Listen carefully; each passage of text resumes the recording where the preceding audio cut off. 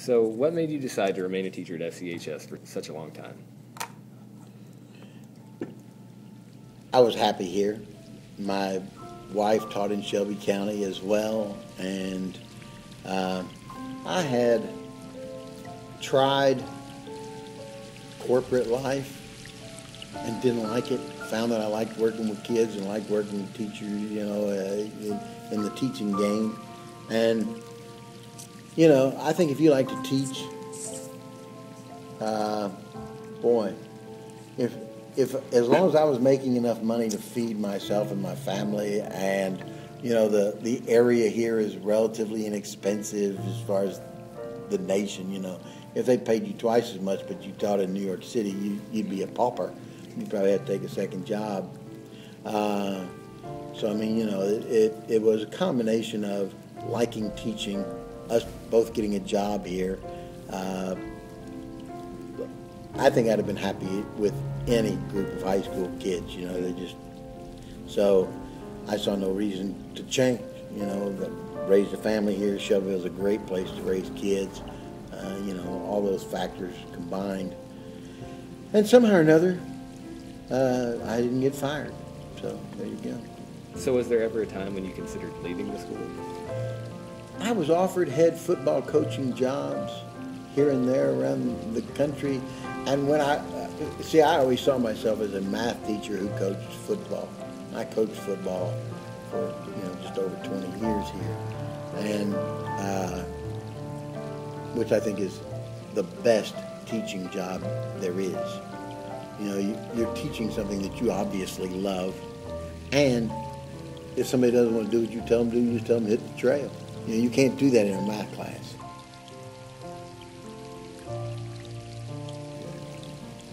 When anyone asks a student about the best teachers in the school, your name is sure to be mentioned by even students that have never had you in class. What's your secret? Well, I always tell my seniors before they leave, one of the things I like to leave them with is, if you love people, they will love you back. But, you start off and there are kids that they don't like school or they don't like teachers or whatnot. If you like them, and every day when they come in, you smile at them and they know you like them, at some point, they start liking you. Now, some of them liked you right away, but some of them you just win over by just liking them first, and if you don't like kids and you don't like your subject, you should find another job, Now, I don't say that you have to be their friend. I think sometimes we fall into that trap as teachers because, we have to make them do what's right for them, whether they like it or not, and that's not what friends do. This is what parents do and teachers do, and you have to know your role and stay in that role. But I do think it's important that you like them, So in addition to, that little rule making you everyone's favorite adult in the building, do you think that's made you even more effective in teaching them? Oh, yeah, definitely. It's one of those things, the kids that will shut down for other people. Once you've got them hooked, once they like you, they will do things for you because they don't want to disappoint you. When they didn't do their homework after, the third day, and you're going, man, 3 days in a row, you didn't do your homework 3 days in a row. That's just not, you can guilt them into doing things because they want your approval. If they don't like you at all, they care less about your approval.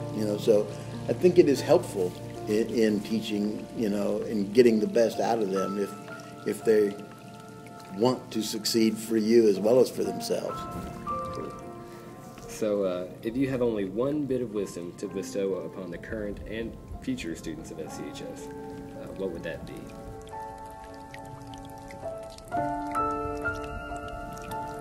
I had incredible parents. And if they taught me one thing in life, It was basically to be happy with what you've got. You don't need another car. You don't need another, bigger this or better looking clothes or whatnot else.